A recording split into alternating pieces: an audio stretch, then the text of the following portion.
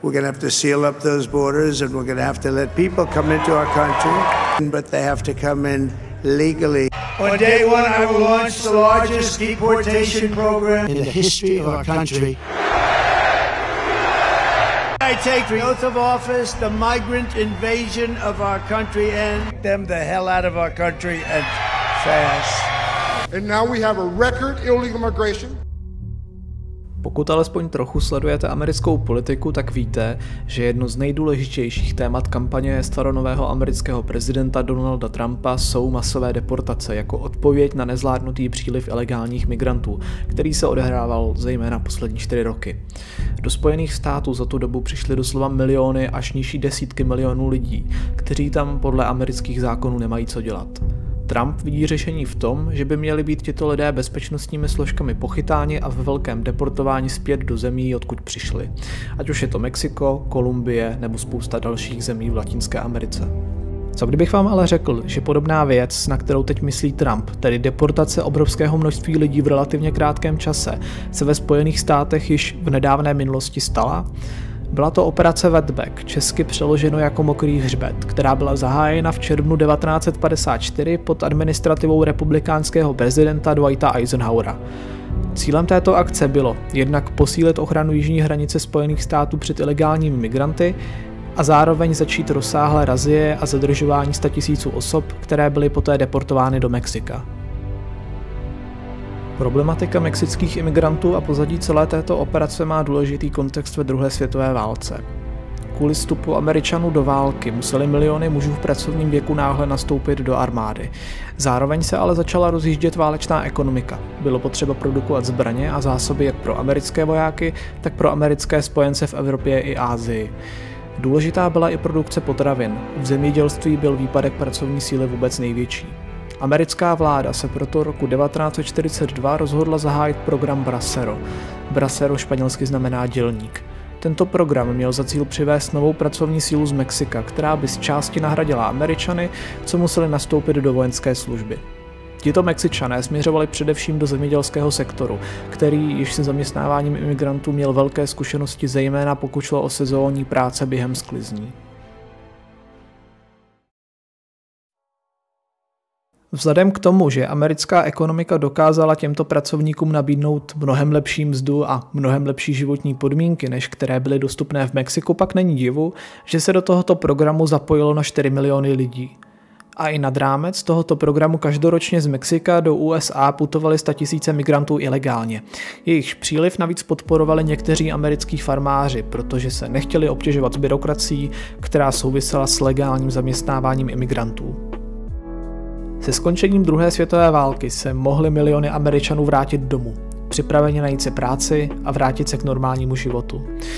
Už tehdy zde ale existovaly obavy, že budou vznikat konflikty právě mezi migranty a Američany kvůli pracovním místům, ale minimálně v poválečném období a druhé polovině 40. let tento problém ještě nebyl tak akutní. Už tehdy se ale začalo ukazovat, že i když mnoha imigrantům skončila platnost jejich pracovního víza, tak na území USA i nadále zůstali a akorát začali pracovat v ilegalitě. Nepomáhala tomu ani pokračující poptávka po levné pracovní síle ze strany amerických firem, které se vůbec nezlobily, že Mexičané porušovali zákon a odmítli se vrátit domů. Vláda tento problém moc neřešila a programy pro pracovníky z Mexika i nadále provozovala. Pokud problém s ilegálními migranty nějak řešila, tak tím stylem, že jim poskytla amnestii a legalizovala je, případně před nimi úplně zavřela oči.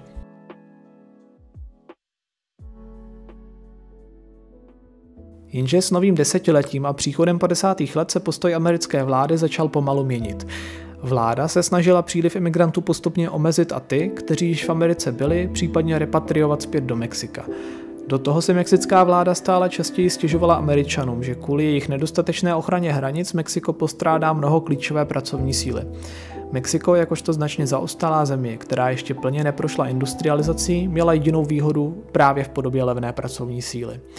Mexické vládě se ale tato výhoda přímo vytrácela před očima, když miliony jejich občanů opouštělo zemi s vyhlídkou na získání lepšího života na severu.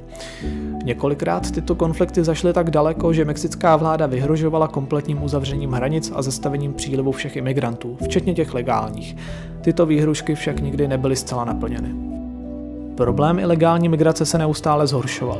Odhaduje se, že za rok 1953 do USA přišlo až 1 milion nelegálních migrantů.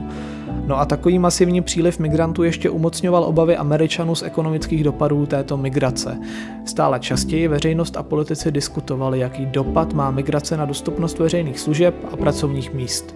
Co víc, v té samé době skončila korejská válka a miliony Američanů se tak vrátili na pracovní trh, což ještě více stupňovalo nátlak na vládu, aby nějak řešila problémy s migrací.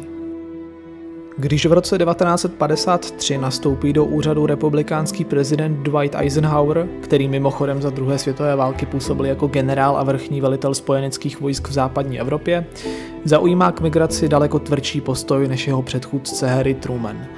Nejprve se jen v menším množství a symbolicky snaží posílit ochranu hranic a repatriovat omezené množství zadržených imigrantů, což ale celkové situaci moc nepomáhá. Navíc i to menší množství deportovaných imigrantů se obratem vracelo přes málo chráněné hranice zpět do Ameriky, a to navzdory koordinaci těchto deportací s mexickými úřady. Americká hranice jakoby byla úplně děravá. Prezident Eisenhower ztrácel trpělivost a chtěl veřejnosti ukázat, že má pevnou vůli jednat. Rozhodl se proto pověřit generála Josepha Swinga velením operace Wetback. Joseph Swing byl šéfem INS, imigrační a naturalizační služby. Zároveň měl předešlé vojenské zkušenosti z druhé světové války a byl považován za důrazného a schopného velitele. Vláda prezidenta Eisenhowera mu poskytla rozsáhlý rozpočet, pravomoce a plnou podporu federálních složek.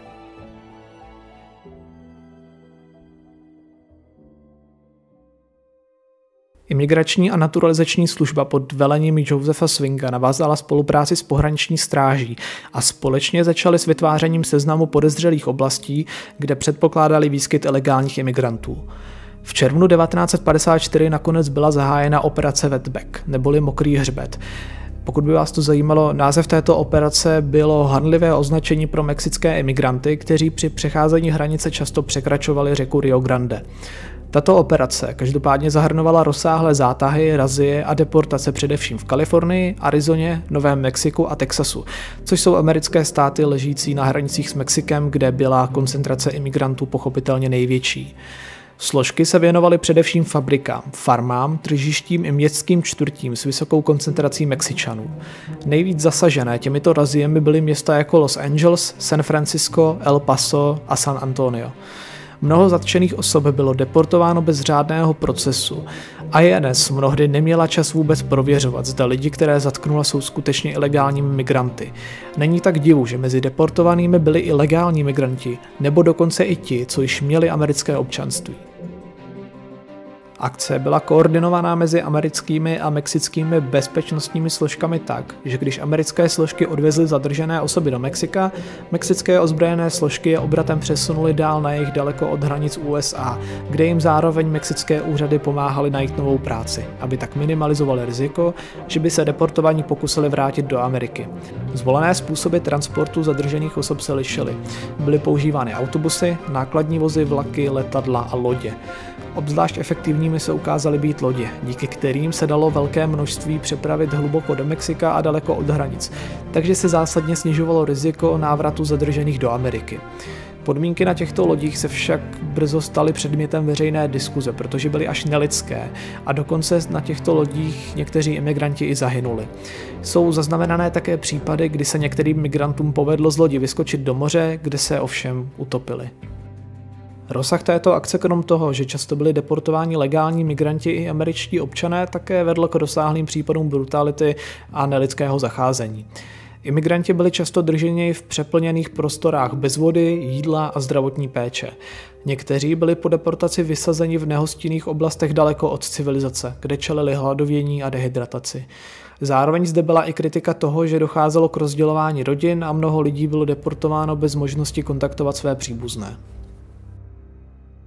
Od června do srpna roku 1954, tedy jen za 2 měsíce této operace, bylo deportováno na 500 000 lidí.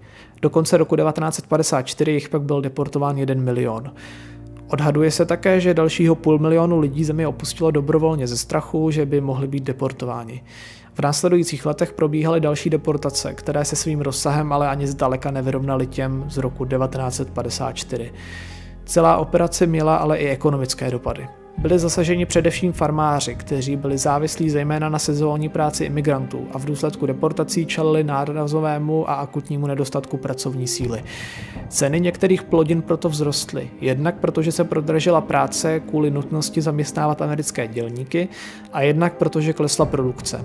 Farmáři pochopitelně na vládu tlačili, aby je kompenzovala anebo zmírnila migrační politiku, k čemuž během 60. let, kdy se k moci vrátili demokraté, postupně došlo. Celá tato operace, její důvody, provedení a důsledky velmi připomínají to, co se rýsuje v Americe teď. Pokud se vláda prezidenta Trumpa opravdu uchýlí k podobné akci a zahájí masové deportace, je jasné, že operaci Wetback vnímá jako zdroj cenných zkušeností. Stejně jako ve 40. a 50. letech jsou i dnes v Americe velké problémy s ochranou hranice, přes kterou za poslední 4 roky ilegálně proudily doslova miliony lidí. Zároveň se opakuje i scénář, kdy značná část americké veřejnosti vnímá migranty negativně, protože se domnívá, že zabírají pracovní místa a sráží tak průměrné mzdy Američanů dolů. Imigrace byla ostatně vedle ekonomické situace nejdůležitějším tématem posledních amerických prezidentských voleb, ve kterých zvítězil právě Donald Trump. Celá operace Wetback krom tohoto ale slouží i jako varování. Krátkodobě se sice povedlo příliv ilegálních imigrantů zbrzdit a mnoho jich bylo úspěšně deportováno, jenže tento problém se nepovedlo vyřešit definitivně a již od počátku 60. let bylo jasné, že se tok ilegálních imigrantů naplno obnovil a jejich přítomnost na americkém pracovním trhu začala znovu narůstat. Je tak otázkou, jestli jsou masové deportace vůbec efektivním řešením migračních krizí. Rád bych znal váš názor. Myslíte si, že by prezident Trump měl podobnou operaci zopakovat a že by Spojeným státům pomohla? Nebo se naopak obáváte, že by to vedlo k násilí a porušování práv nevinných lidí a migrační krizi by to nevyřešilo? Dejte mi prosím vědět v komentářích.